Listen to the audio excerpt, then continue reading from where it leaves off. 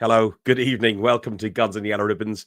No rhyme, no reason, no verse, no nothing, because Hilsey is in Manchester already, spending some time with family. So it's me hosting tonight, but I am with Hilsey, and we're going to have a good preview show. Make sure you get your predictions in later on when we chat about the games. Enjoy the show. Welcome to another podcast by Guns and Yellow Ribbons. This is your Arsenal podcast by Arsenal fans for Arsenal fans. Enjoy the show.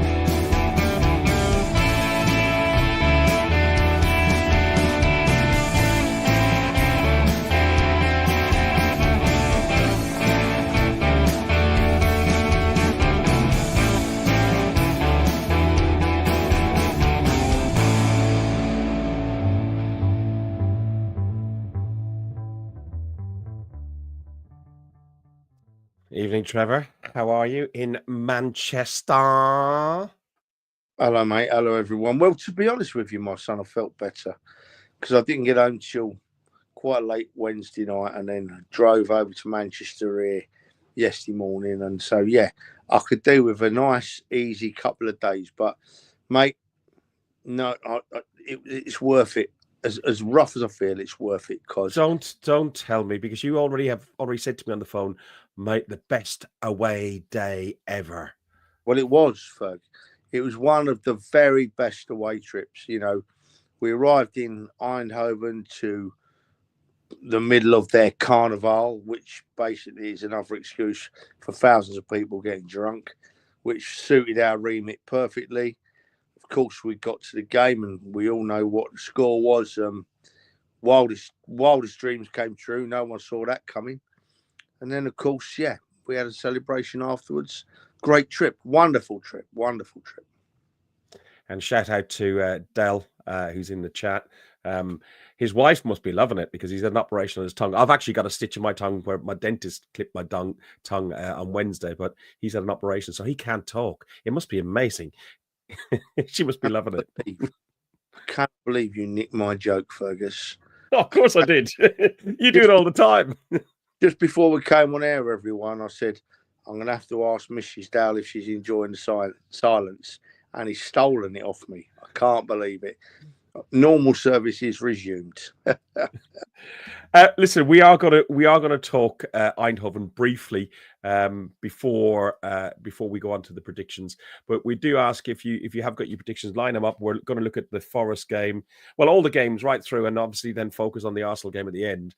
So make sure you get your score predictions in and click the like button and go over to YouTube and subscribe.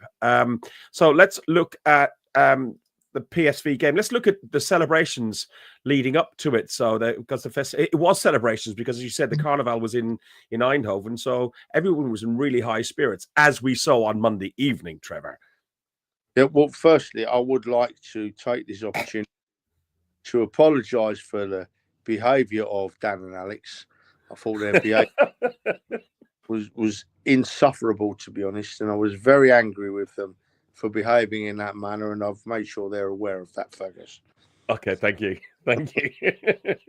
So this is in the bar, Jack's bar, I think, not far from Sean's bar. Super Kevin Campbell was in the bars with you. He was in the stadium with you guys. But you did stick to your rules. Only 2 pints, Trev, wasn't it? It was only 2 pints. Only 2 pints, yeah. They just and there's photographic evidence done. Yeah.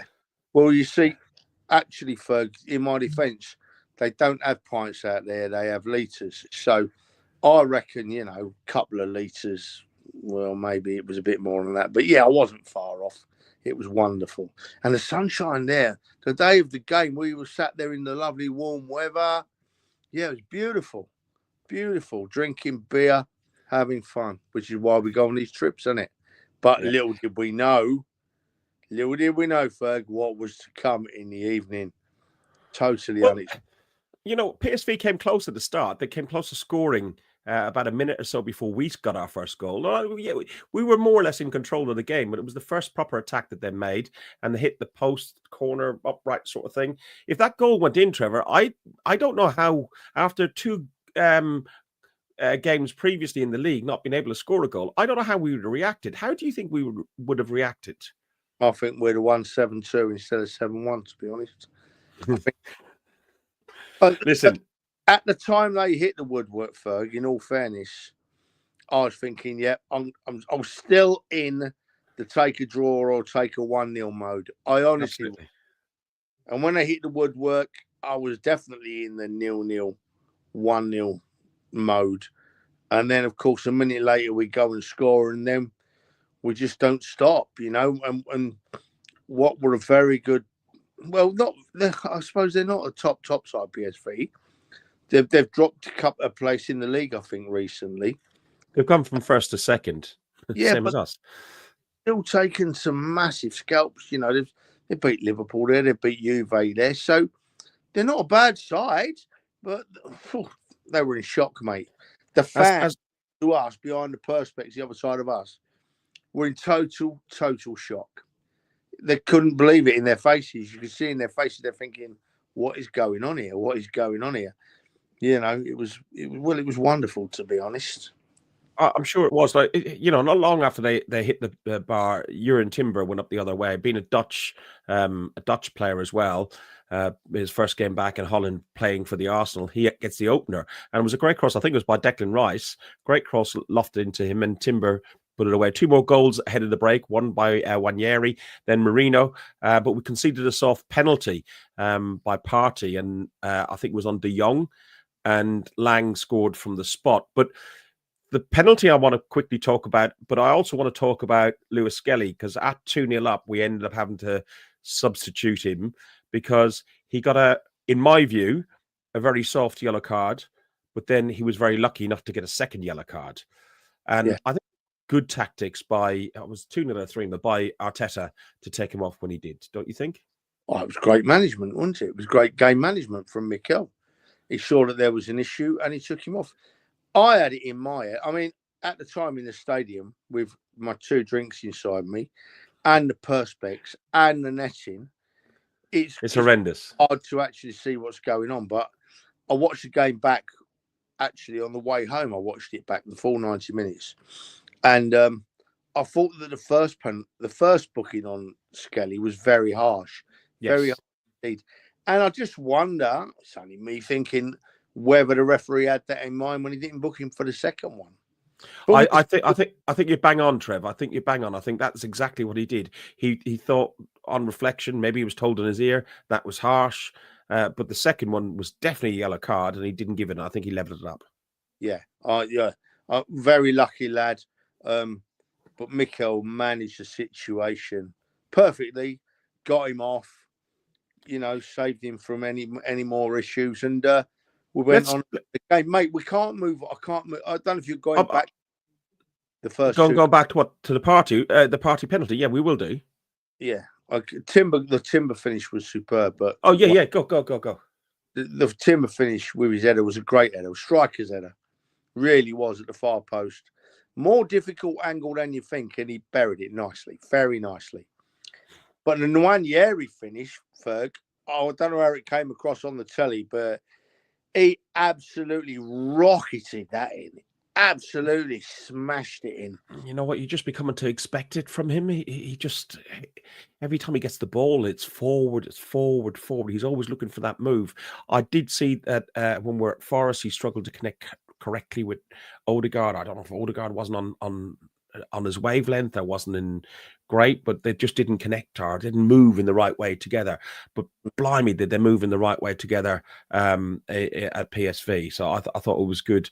A question on Miles Lewis-Skelly before we move on to Partey and the penalty. Miles Lewis-Skelly has had an overturned red card at Wolves. He's had one might say a disciplinary issue might be something somebody could say, but I wouldn't say it's that. I think he's quite passionate and he's very, very keen, but somebody needs to pull him aside and maybe say, just dial it back a tiny bit.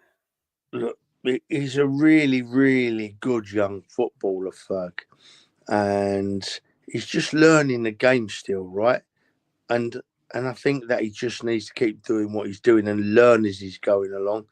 Arteta and the coaches will be all over the boy. I mean, I was fortunate. We'll talk about it in a bit, right? But I was fortunate enough to meet a few of the players coming back through the airport. They walked past us, managed to have a picture with a few of them and a chat with a few of them. And I just said to Miles Lewis Skelly in about 2 seconds, I said, Miles, just keep doing what you're doing, mate. We all love you. And he smiled and said, thank you. And he was off the young kids, you know. Wonderful. I see no problem with Miles Lewis Skelly. Youthful enthusiasm is a great way of putting it, right? A great way of putting it, yeah. And long may it last. He'll learn as it goes along. He'll learn that these, not only has he got to watch his tackling, right, in the Premier League, but he's also playing against some of the best cheats on the planet. And I call it cheating, some call it professionalism, but these people know how to go down to impress them. I'm not saying that was the case against PSV, but in general, these players know how to go down, and that's all part of the learning curve for Miles Lewis Skelly. I just don't want him to ever change. He's so impressive, wonderful to watch, and great management from our manager, getting him off after 35 minutes when he's had 2 yellows. Play on, brilliant. Absolutely loved. He only had 1 yellow, but could have had 2. Yeah. Yeah. And we didn't want to be down to 10 men again because 10 men 5 times this season has been enough in the Premier League. Let's look at the penalty. Party for me. I feel Party was fouled in the process by De Jong. De Jong made himself quite big and got himself about in the box. He lost his balance and tried to maintain his standing on the feet to do his job in the box. And when he maintained some sort of poise or posture, he just seemed to hold on too long to De Jong and give him a yank. I think it's a correct decision in the penalty, but I think it's very, very soft considering he was fouled in the process as well. I think when I saw it back, Fergus, I put my hands up. Penalty. Wasn't so much Thomas's arm was in a position to, as you say, fight off the rough tactics from De Jong, but his arm just rode up around towards his neck, and there was no force in it. But he left it up there, didn't he, for the referee to see. If it had gone up and then come straight back down again, then I don't think it would have been given. But it didn't. It stayed up there, and I can see why the referee gave it. I mean, I'm quick enough to get on their backs, aren't I? But in this case, I can see why he gave it. I couldn't fault the referee by how I thought they managed it really well. And in the main, was it our game that there was the long offside? No, it wasn't our game. There was the automatic where there was a long VAR. Mate Marino's goal was a long VAR wait. Yeah, that was the one. But, well, to be honest, it seemed like a long VAR wait in the stadium. I don't know if anyone can put in the comments whether it appeared that way if you weren't in the stadium. But in the stadium, it appeared like we were waiting a long, long time for them to give a decision on that goal. And Ferg, I was over the moon for the lad Marino because he's working his socks off at the moment. He really, really is working his socks off. Brilliant. Yeah. Listen, at 3-1, I felt I wanted halftime to come. And I felt, Christ, we need another couple of goals just to shore things up. The captain came out and got the first one, and Trossard got the second one, all within about 2 minutes or so. And that was it. Game over. It was under control. And if I'm honest, I then was getting the WhatsApps to you guys celebrating in the stadium, and I was getting all that coming through. I didn't concentrate too much on the game there afterwards because I was sitting here, telly on up here, watching the game and getting all you guys and having serious FOMO. It was sorry, Ferg, not intense. Right. 5 few minutes of football because much like you at half time, our general chat was they've got our penalty just before the whistle to go 3-1, and our boys going to react in the second half. Are we going to struggle? Is it going to hit us? Is it going to lift Eindhoven? We weren't sure, but then it was a blink and you miss it moment, wasn't it? There were some fans that went out at half time 3-1 down and got back to their seats. We're 5-1 up, 3-1 up, and got back. We're 5-1 up. It was a sublime moment. I've never seen. I can't remember a better start to a half of football in Europe in a long time. Just came out firing. 2 very decent goals, and then of course 5-1 up. We're celebrating. We're thinking with 5-1 up. It never crossed my mind. I thought we might get a 6th, but it never crossed my mind that we'd get 7. It just, yeah. But that started that second half, 5-1 up. In fairness to the fans, quite a few of them left at that stage, but I think less left than if it had been in an English stadium. I think there was still quite a few of them. But we were right against the perspex against them. And the Arsenal fans were banging on the perspex, more in the point of using it as a drum than annoy the PSV fans. But they were in shock. They didn't move. They didn't talk. They didn't look our way. They were just sat there with their heads in their hands thinking, what's gone on here? Because most of them were hanging from the carnival? Well, it could have been. But it's not happened to them, has it, before like that, you know? No. It's not happened to anybody. Much like Lisbon in an earlier round when we went there and won 5-1. We're 5-1 up against PSV, and I'm thinking, wow. And the PSV fans didn't know what it is, mate. You won't recall, but I asked the question, could we go on a 5-match winning streak like we did in the 2005-2006 season that got us to the Champions League final in Paris? Know what happened there, but yeah, the Arsenal basically answered the question. You couldn't answer the question, nor could Dan or Alex, probably because you were trying to control them because they were so unruly, as you said earlier. But yeah, next with them. Let me reiterate, folks. Sorry to stop there. Alex and Dan, I was so annoyed with you boys on Monday. I was trying to have a sensible conversation on the podcast with my friend Fergus, and you boys let me down badly. I'm not happy with you still. Well, next up is the back to the Emirates. Well, but next up is Man United away on Sunday, but in the Champions League is back to the Emirates to take a 7-1 lead into the second leg of the round of 16. One would like to think that the job is done. There's lots of tickets available on Ticket Exchange, but I actually dove a little bit deeper into it and went into the various blocks. On the lower tier, in the main, is predominantly sold out. Block 25, where the Ashburton Army is, there's no tickets available. I don't know if that's because they're like allocated separately because of that, but there's a smattering in the North Bank here and there. It's more in the upper tiers on the West Upper and the Clock End where you will get them anyway. But listen, if you do get the opportunity to go, they are extortionately expensive. The Cat but because there's Champions League round 16 games. So, you know, if there's Bayern Munich, Real Madrid, or Barcelona, or Real Madrid, or Dortmund or something like that were playing, and it was 2-1 or 1-0, people will be clambering for those tickets. The fact that it's 7-1, that we're going back to the game, it's a bit of a dead rubber for many. Get there, support the team if you're there. Enjoy the day. Look, Ferg, right? I don't want to dwell on this subject for long because this isn't the show to do that. We need to stay happy, right? But I'd like to firstly thank Arsenal Football Club for on the day after the game when we're all over the moon, enjoying and starting our journeys back in positive frames of mind, announcing that they're putting the season tickets up by, 4 or 5% for us. That was bad timing, but then again, it's what I've come to expect.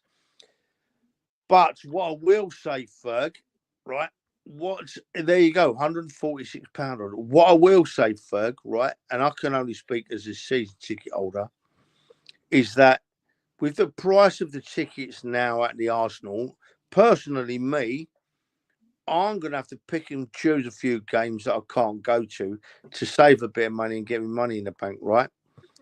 Now, next week, for my seat, the cheapest seat in the house is £76, right? Yep.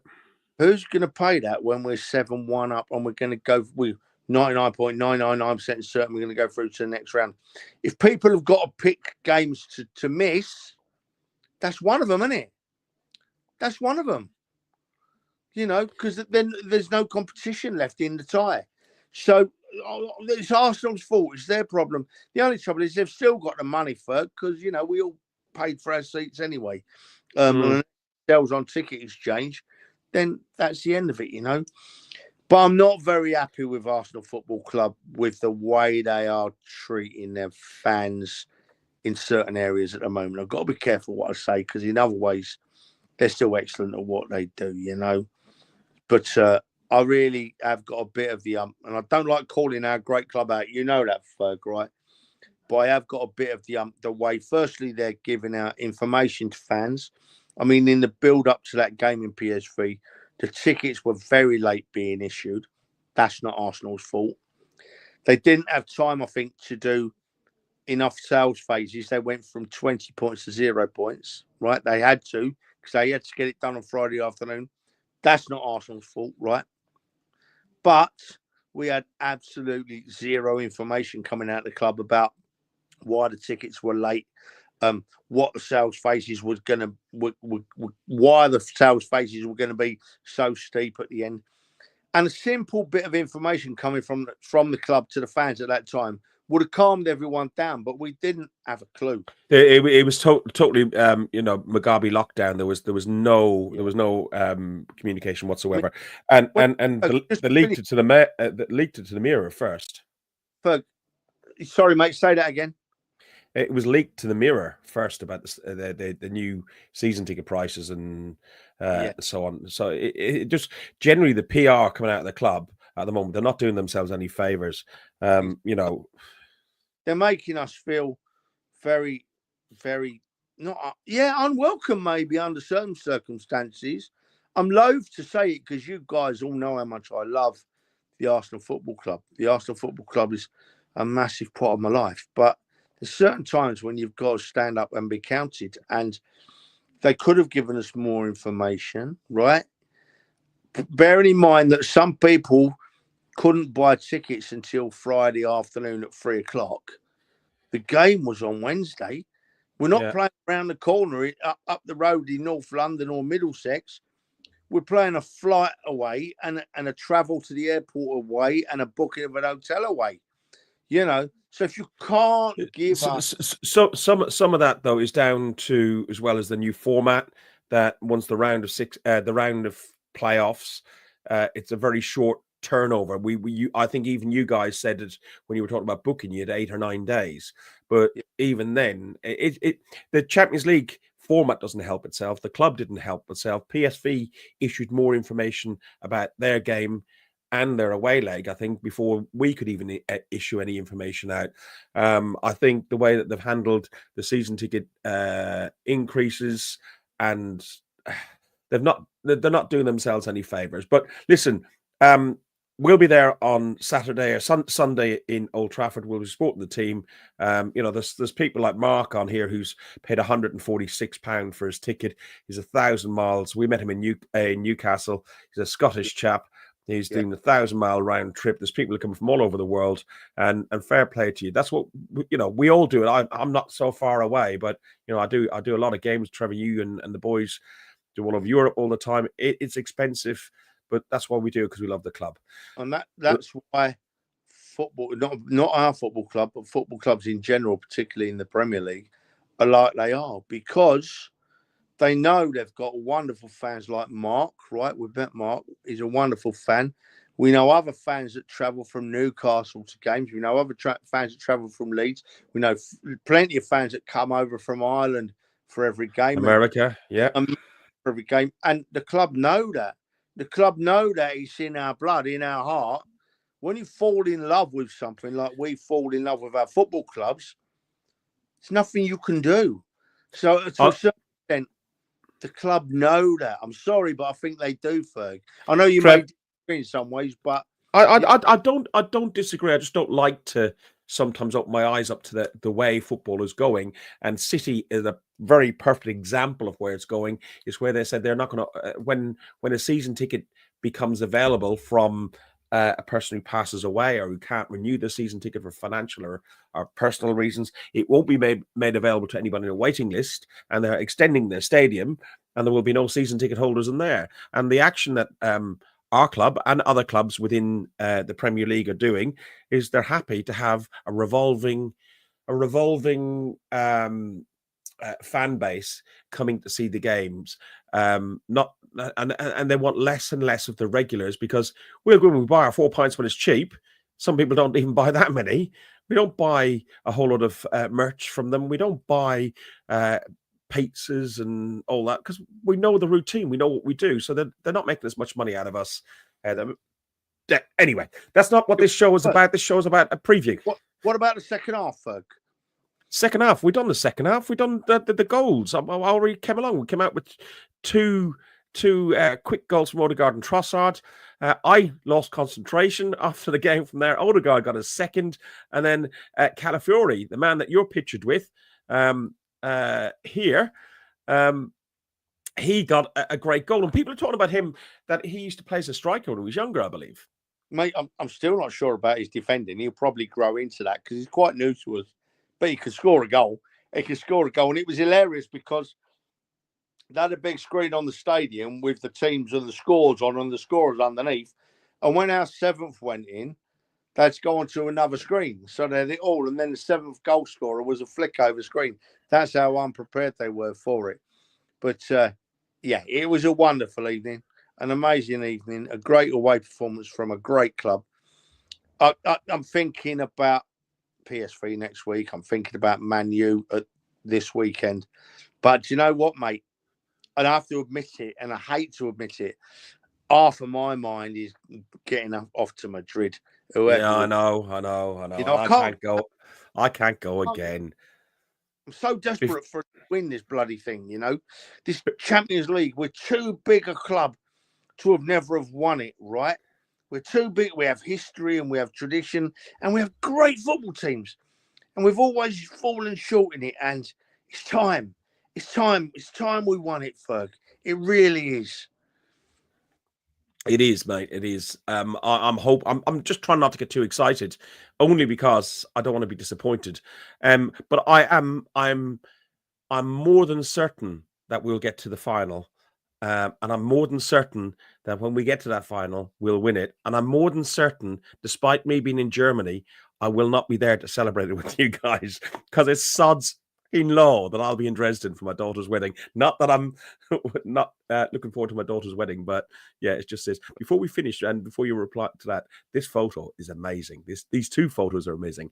There's this one here with all the boys and the fella in the front. He's taken over your mantle. He just needs some tats in his belly, doesn't he?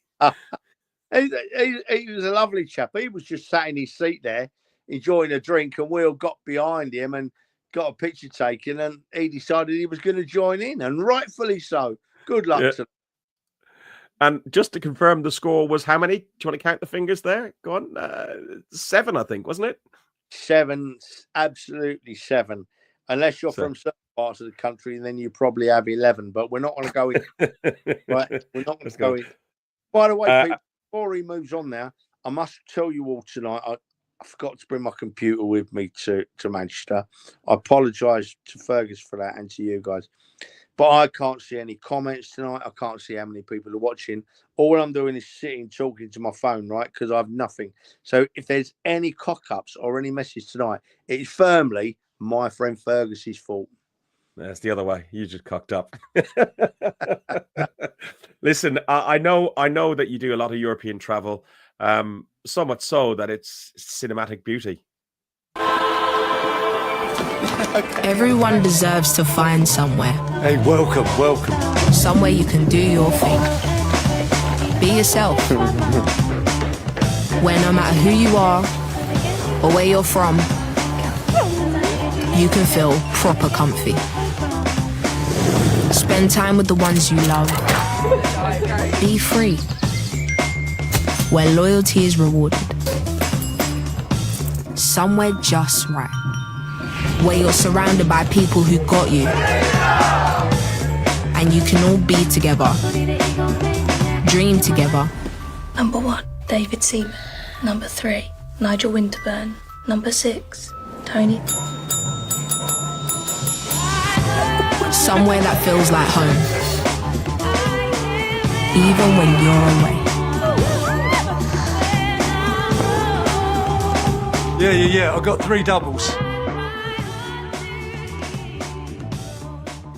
In case you missed it, Trevor, I tell you what, I want people to, people have seen Trevor, people have seen me.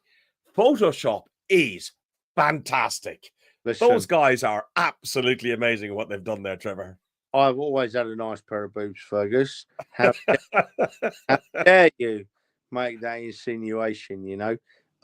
Listen, I filmed that some time ago now, but I was made asked to sign a non-disclosure contract, so I've not been able to say a word to anybody about You're not it. even me. You didn't say anything to me either. Came as a shock. I didn't say anything to a soul, but I've been so excited. I had a wonderful day filming there with players and some great Arsenal fans. It was a massive eye-opener for me, and I enjoyed every minute. And I know I'm going to get some gentle stick for being on there with me belly out and all that, but to be honest with you, Ferg, I don't care because I had a great day. It was a wonderfully enjoyable day, and I've had so many compliments about it that, I'm over the moon. Donna's not happy about the fact that I look a right hunk in it, you know what I mean? But never mind. So, Trevor's spelling wrong again. It's spelled with a C. It's spelled with a C, Trevor. Fergus. You see, I've got no control tonight. Otherwise, you would be getting it back now. But I'm just sitting here talking. Right, listen. Right, here we are, a half hour in. We need to be looking at this preview. We've done. Listen, it deserved a half hour for us to talk about because of such historic win. It is a historic win. It's in European history. But let's look at Nottingham Forest versus Manchester City. The 12:30 kickoff at the City Ground. Forest made 6 changes against the FA Cup tie against Ipswich. What are you expecting in this game, Trevor? We're going to truncate them and do them quite quickly because we've run way over. Right. I did have a guess at my scores earlier, and I can't remember what they were. So don't tell me, folks, because I'll probably change my mind on a few by now. But Interesting. Forest, Man City.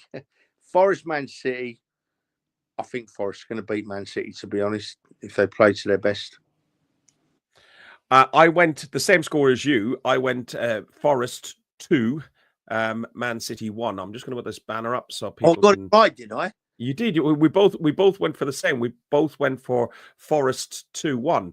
Anybody else got any in their predictions? Yeah, we got 2-1 in here.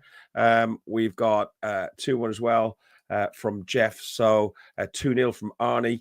So lots of people thinking City will probably lose this one, and it's not because I don't think it's because I think the City are on the slide so much. I just think that Forest at home, they were difficult, and they do make a really intimidating atmosphere in there. And I don't think City are flying really well at the minute. Like I know they won in the FA Cup, but something doesn't look right there, Trev, does it? No, just look right. I honestly I've had my feelings and my thoughts change from week to week on our striker issue, right? Obviously in Eindhoven, I thought we didn't miss a striker, obviously. At Forest away, when we drew, I thought that Marino tried his socks off, but we missed the striker. If we had an out-and-out striker, we'd have beaten Forest, right? So then I look at Man City going to Forest, and I think Man City have got an out-and-out striker, but Man City haven't got the players that can put the pressure on to Forest like we have. And I think balancing it all up, I think Forest are going to be good enough to beat Man City. Next up, we got Brighton versus Fulham. Brighton have never beaten Fulham in the Premier League, drawing 4 times, losing 5 in the 9 previous meetings. Brighton's Mitoma has been past fit after suffering some cramp in extra time against Newcastle. Lamptey is off with a 1-match ban. Traore for Fulham is a doubt after an ankle injury against Man United last weekend. Lukic is on a 2-match ban following 10 yellow cards. Nelson, Tete, Wilson are all still unavailable for Fulham. You went for... Well, give me what your thoughts are and I'll tell you what your score is. Oh, you knobhead. You're just trying to lead me into trouble here, aren't you? Yeah, I am, of course. I think that it'll be a close game. I think that Fulham can play well on their day, but Brighton at home might just nick it. But I don't know what I put down when I sent you the scores, Fergus. You went for Brighton win, bearing in mind that they've never beaten Fulham in 9 Premier League games. Yeah. And you went 2-0 for Brighton. Yeah, stand by that. Absolutely. Okay. I'm a bit like Jeff. I went for a draw. I went for a Desmond. I went for a 2-2. So we got quite a few going for a home win. Brighton 2-1 from Ross, 2-0 from Trevor, or draw from Jeff. Heath has just gone He's gone 3-1 Brighton. Okay. And then Arnie's gone 2-1 Fulham, and Mark has gone 2-1 Fulham. The next game on our list is Crystal Palace versus Ipswich Town. Talk to me about this one, Trevor. Oh, Palace will beat Ipswich. Simple as that. It's Palace will be too strong for Ipswich. I fancy. I can't remember the score again. I keep repeating that. I know. I'm sorry, but I think Palace at home against Ipswich will be too strong for them. Now tell me I put a draw. Go on. You didn't. You went 3-1 for Palace. Yeah. Crystal Palace are unbeaten in the 5 Premier League matches against Ipswich, winning each of the past 4. It was the first time they meet at Selhurst Park since a 3-0 win back in November 1994, when Ricky Newman, Chris Armstrong, and John Salako were all on target. I went for Palace 2-0. Maybe Eddie getting a goal, because Eddie got a goal at the weekend, didn't he? I think. Did Eddie get a goal? Yeah. He did. He came on, didn't he? Came on when Mateta got injured, you know. And do you know what, mate? Just dwelling on that point for a second, I've seen a statement from the Millwall goalkeeper who got sent off, rightly sent off. Rightly, he's got a long ban. I think he's got a 6-game 6 ban. match. Yeah. But what I would like to say, I don't think he meant it. The ball's up there. It's the heat of the moment. It's a cup tie. He's playing for the underdogs away at the Premier League team, and he's determined to get that ball, and he's balls up, you know. Thankfully, it appears that Mateta's okay. Thank the Lord for that. And he's going to pay. He's going to have a long ban, Ferg, and yeah, that's it. Yeah, to be honest, I saw it live when it happened, and I thought, oh my God. And then when I saw the replays, it just got worse and worse. I think some of the media rhetoric and some of the stuff, he needs a ban for life and different things like that. And he was out to kill the guy. To be honest, if he connected in the right way, he could have broken his neck. He could have been very, very dangerous. As it happens, Mateta's got 25 stitches in his ear, which isn't pleasant, but it means he'll probably be able to play in a couple of weeks after concussion. But 6-match ban, yeah, I think that's probably fair. I don't think he meant to do it. He was way too far outside his box. But I think he was just overconsumed by the occasion. It was Millwall. It was a derby. He's a second keeper and he's in the FA Cup. I think it was just the whole moment got above him. Yeah. Let's move on anyway. Let's look at Liverpool versus Southampton. Right, next game. I don't think there's much to be said on this one. The only saving grace I think that Southampton have got on this one is Liverpool absolutely robbed PSG of a 1-0 win in the Champions League on Wednesday night. They need to bring him back to Anfield, and they might want to rest and rotate some players. But they are vying to keep 4 consecutive clean sheets for the first time under Arnie Slot. I was going to say snot because that's what my nose feels like at the minute with this cold. But I went for 5-0 to Liverpool. I just cannot see Southampton getting anything. We got Gooner Russ going 6-0. We got Jeff going 3-0. We got Mark going 5-0. Jeff, Trev, talk to me. Yeah, well, I'm much the same as you. Once again, I can't remember what I put, but it would have been a Liverpool win. Liverpool were going to score a few goals, unless I was being sarcastic. You haven't. Have I put a draw away? No, you've got 1-0 Southampton. I nearly swore then. You know, heart rules head, 1-0 to Southampton. You can all thank me on Monday when I'm right and you're all wrong. You got to put a bet on that, actually. That's got to be worth putting a bet on. Right. Next up after that one, sorry, I'm just bringing it, is the 5:30 kickoff. It's Brentford versus Aston Villa. Now, Brentford, for me, they're normally quite good at home, but they're winless in the last 5 league games of Aston Villa. And Villa could complete their first league double over Brentford since 1947. Bearing in mind they weren't in the Premier League for years and years. Yeah. I went for a Desmond on this one. I went for 2-2 because I think Villa are quite good, but they played in Europe. And I think Brentford at home are a very strong side. Yeah, actually, just take a second. Well done, Villa in Europe. I thought they had a cracking result in Europe. Obviously, it wasn't a class of a 7-1 win, but I thought Villa did really well this week. So congratulations to them. This game, from what I remember, this has got draw written all over it for me, hasn't it? For did I put what? 2-0? 2-0 to Brentford, did I put? Well, talk to me then. Idiot. Yeah. I said, yeah, idiot. I don't know what all this means, do I? I couldn't figure it out. I was looking on there. It's all backwards on there. So Oh, right. So, yeah, earlier in the day, I thought Brentford would win them. But now, this is how the human mind changes, isn't it? Now I'm thinking it could be a draw, you know?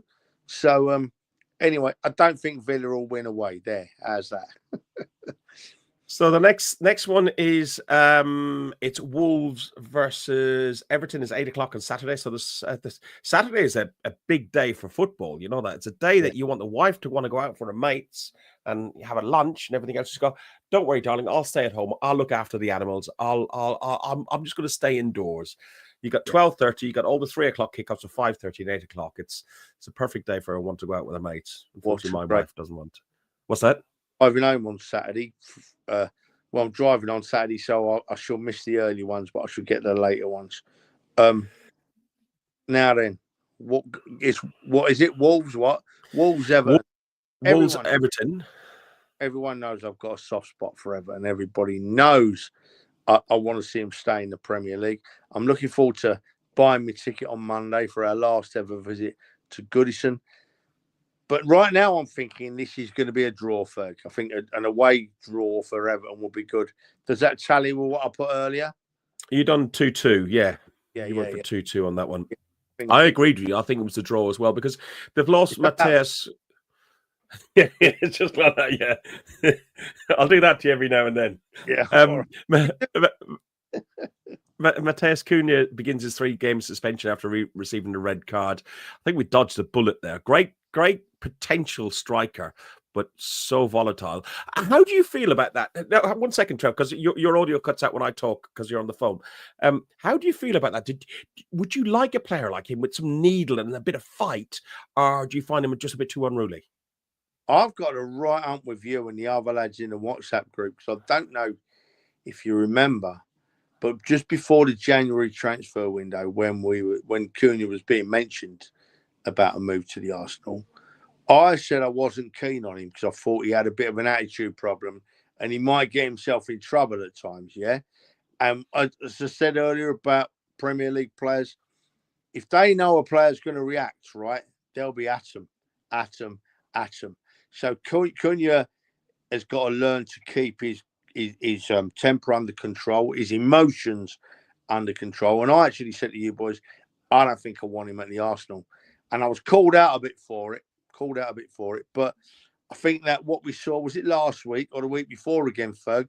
I thought, no, I don't want him at my club. We've got enough issues as it is. We don't want him at our club. Last weekend, he reacted, and it was a bit of handbags. Then he left his head in. It didn't headbutt, but he intended, looked like he was going to headbutt. But then it wasn't just what happened on the pitch. He then had to be dragged off the pitch, and then he wants to fight his whole coaching team. Like at Ipswich, when he knocked some guy's glasses off.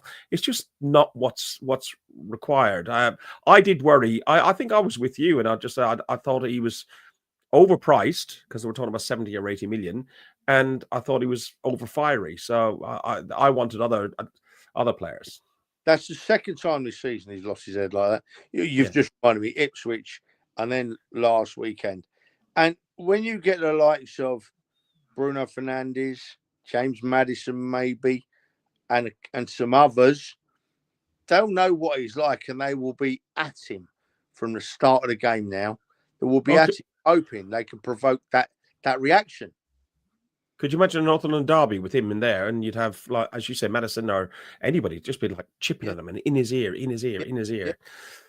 No, thank you, Ferg.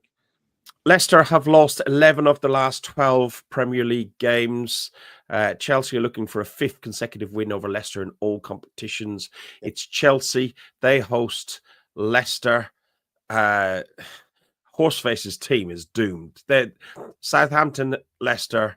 They're the two that are definitely down in my view. What's your thoughts on this game? Oh, Chelsea will be too strong, won't they? Please don't put me right again, folks. I'm sitting here now thinking Chelsea will win.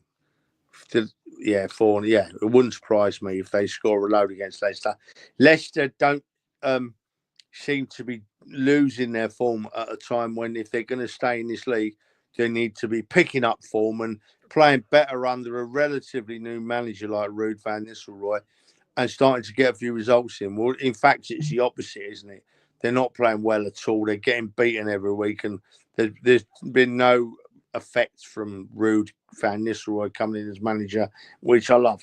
I think it's fantastic. Get relegated and sack him. Get him out of our football. Yeah, I just, you know what I'd like? I'd like on the final day of the season that Martin Keown is there to just be match pundit or something like that. And when he gets relegated, he shakes his hand and goes, "No way! When he gets 3-2, run that side on a leap on him again." Right. So I went on that game. I went for 2-0 Leicester and no 2-0 Chelsea. Sorry. Wow. And we've got in here Heath, Leicester will lose one more. Then we had Danny with 2-0, Jeff with 2-0, Trevor with 3-2 to Chelsea. Oh, that's an interesting game. I can't see Leicester scoring 2 goals this season, never mind in one game. And then 4-0 Chelsea v Horseface. Oh, Tottenham have won 6 of the last 7 home game matches against Bournemouth and losing the other. I think that needs to change a little. You know what? They lost against AZ Alkmaar on Thursday night, 1-0. The pressure seriously on. It's who we are, mate. Will he rest players? Should he rest players? He always wins a trophy in the second season.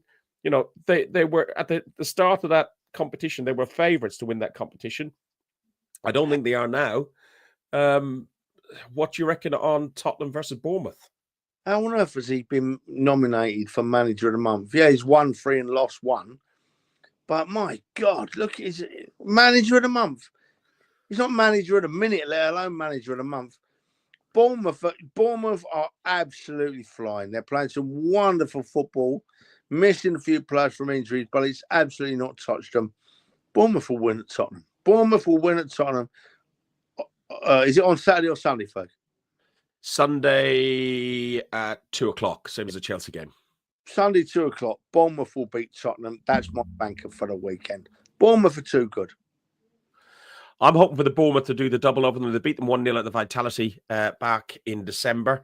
As we know, the Vitality is a difficult place to go to. Bournemouth on the road aren't as good as they are at home, but they are a decent side.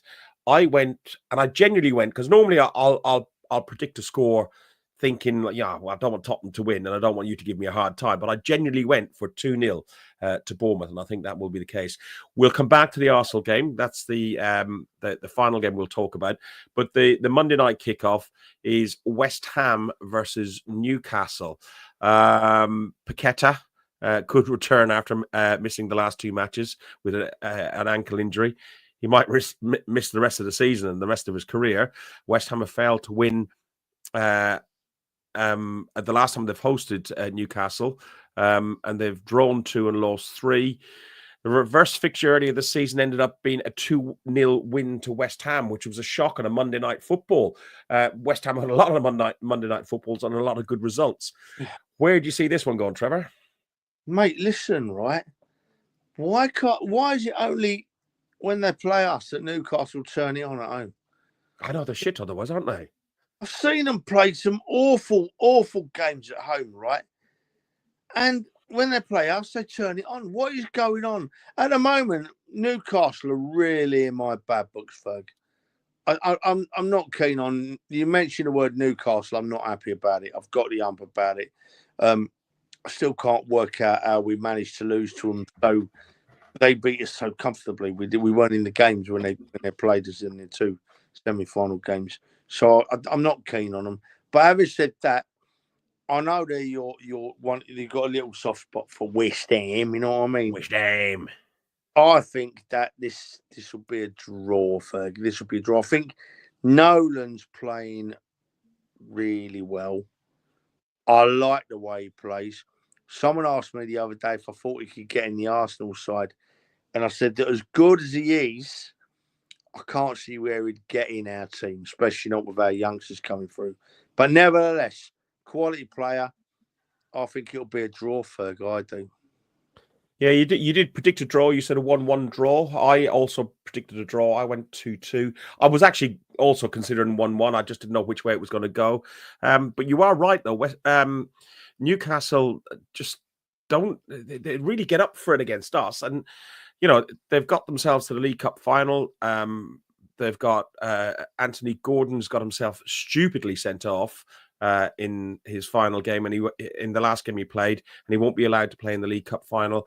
I think they've got a couple of players now that picked up injuries, so it's all playing into Liverpool's hand for that one, and then they're going to still spend another 50 years or so without a trophy. So, yeah.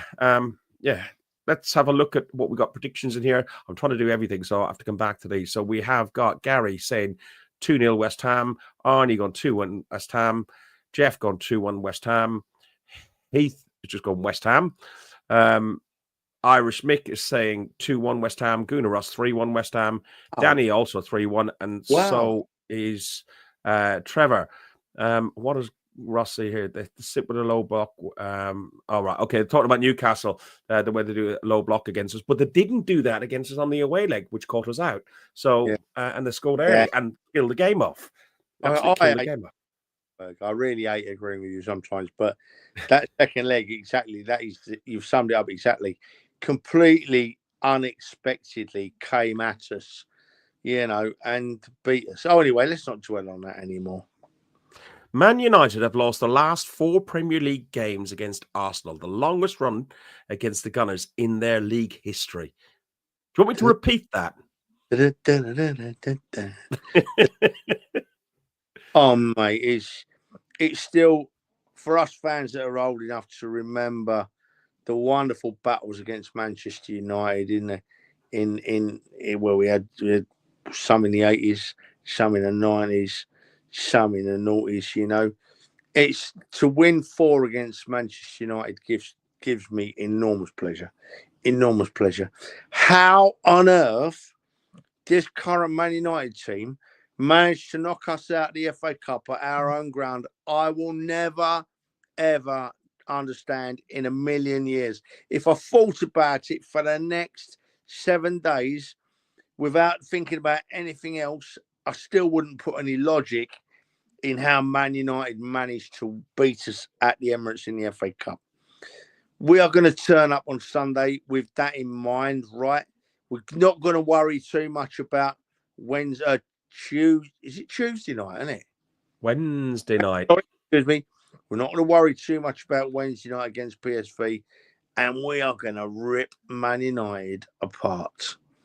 They're going to be, the Man United team is going to be even in more of a mess than their stadium is at Old Trafford. That's how comfortable I am with this. You watch us get knocked down now, but I was embarrassed by them beating us in the FA Cup, and it can't happen again. 5 league wins in a row sounds lovely, doesn't it, Ferg? It does.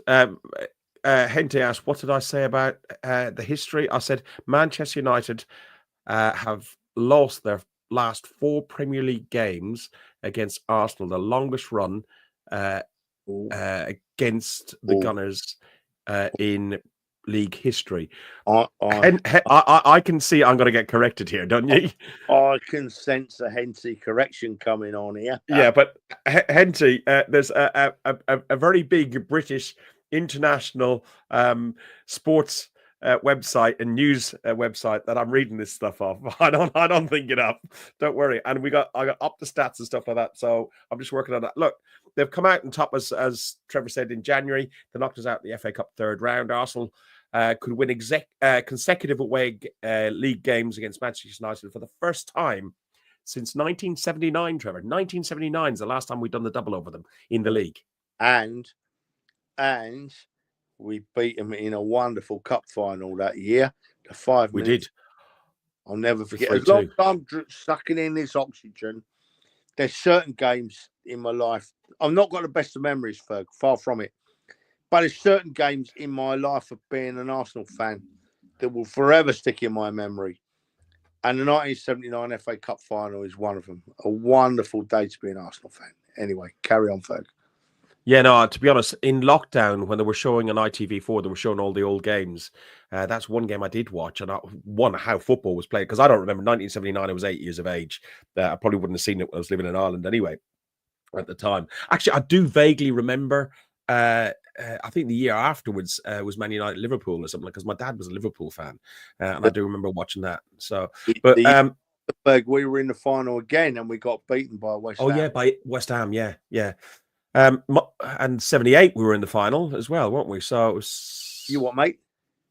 Was 78 us, 79 and 80, wasn't it? We went 3, lost to Ipswich. We were awful against Ipswich. I like to think we were knackered, but we just never turn up against Ipswich, and we got beat 1-0 in 78.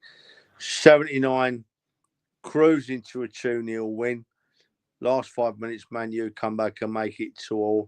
And while I've still got my young head in my hands, thinking, oh my God, they've made it 2-2, I look up and Sunderland's just banging the ball in the net to make it 3-2. Hence, mass celebrations. Wonderful. And then, of course, in 80, we reverted to same. We got beaten by West Ham 1-0. Trevor Brookins scored the goal for West Ham with a header. And we weren't very good that day either. So, yeah, no. That was 3 years, folks. No, but I watched it in lockdown, and one I thought, oh, Christ, the game has changed a lot. It was like practically assaulting each other. But, yeah, it was Alan Sunderland, I think, it scored the winner. And it was like, as you said, the 5-minute final. We were 2-0 down and went to 3-2. Is that how it went? That's it. No, we were 2-0 up. 2-0 up. And then they scored 2 goals in the last 5 minutes, and we scored third right at the end. Yeah. Heath mentions here, again, if we're looking at the United game, as long as we don't have a hangover from Holland, I don't think we'll have any hangover from Holland. I think, if anything, we'll be buoyed from the Eindhoven game, because if you think how the team must have been feeling after the West Ham and the Forest game, they must have been very frustrated, very... wondering where the goals coming from. We all went out to Eindhoven saying we take a 1-0, or even if we bring it back, as long as we don't lose the game, as long as we're still in the tie, don't want a 0-0 would be fine, a 1-1 would be fine. United lost as well out on their game on Thursday, so they've had less time to recover as well, and they're in such a mess. They drew. They drew. Yeah, 1-1. Sorry. Yes. Yeah. I don't. Sorry, people. Next week, right? I'll be back at my computer and I'll be putting him on mute when he comes. Actually, let's get scores out of 10. How has tonight gone so far, then, Trevor? I'm going to get 12s and 13s. What from me? I uncategorized for me. Uncategorized. Okay. Right. Okay. So I have gone on the Arsenal game. I've gone 2-0 to Arsenal. And you've gone 3-0 to Arsenal. If we actually keep our form, and turn up, we'll score at least 3. We'll score at least 3. And I'm really hoping, Gooner Russ, change your glasses, will you? Turn your head on. Listen, I'm hoping he sticks with Marino up front. I truly am. Really, truly do hope he sticks with Marino up front, because I'm proud of the way his effort levels. And he scored 3 goals in 4 games. Better than most strikers in the league, right? So, yeah, why not stick with him again? Yeah, unless they get lucky, we should hammer United. We really should. I'm for Gooner Russ. Listen, do you know who I am, Russ? You know who I am? You can't be talking to me like that. Right. Yeah. You are talking to Mr. Tats and Tits. Look at the Yeah. Right, so, listen. We should press that button, shouldn't we? Yeah, absolutely we should. Yeah, absolutely we should, Ferg. Listen, before we go, thank you very much. There's 205 people watching across all platforms. Quite a lot of you on Twitter. We would appreciate if you can go across onto YouTube and like and subscribe. But I've got a bit of the ump with them at the minute, because we started monetizing and had built up to nearly £12, enough to buy 2 pints for Trevor in the Woodbine, and that's taken us about 4 months to build up, and they've stopped our monetization simply because I'm not a legal entity or something like that. I'm going to figure it out. But listen, go over to YouTube. It helps us out. We'd like it. It helps our egos. And we'd like more people to be on that platform, I think. But I don't care as long as you're enjoying the show. Thank you very much. We will be back again on Monday night. I think we got some of this. No ego here. The only ego on this show is the bearded Irishman sitting. Well, he was sitting beside. We've just gone on the full screen. But I've left. It's was it left? I'm on my phone. I don't know. Do I? No, I said I left. Oh, right. Okay. Look, yeah, it's been a wonderful week of following the Arsenal. One of the best European away trips ever. I just hope we carry that form forward because it wasn't lucky beating Eindhoven. We played really well. The morning after the game, I was walking through Eindhoven with Dan. We were going to get a bit of breakfast. And the Dutch people just still didn't have an explanation for what happened. They still didn't have an explanation. Dan was having great fun because he was walking up to Dutch people and saying, was there football here last night? And they were saying, yes, there was. And Dan was saying, what was the score? And they were going, we lost 7-1. And then Dan was laughing. It was like, no, don't do this, Dan. But, yeah, it's been a wonderful week for the Arsenal. And as I said just now about how I view our rivalry with Manchester United, beating them on Sunday would top it off very nicely. Be the icing on the cake, Ferg. Before I press the button, Obi and Heaven, if they are playing, are we going to give them a little bit of North London welcome? Well, I'm not really bothered about them, to be honest. No, do you know what? I hadn't even thought about it until you just mentioned it, Ferg. They probably will get soundly booed. Whether they deserve that or not, I don't know. I don't know the insides and outs of football, but all I keep thinking is they're very young kids, and kids are impressionable. And there's lots of people in football that can make impressions on these kids. But yeah, I'll probably give them a bit of a boo. What the hell? Yeah, why not? Why not? Let's press that button.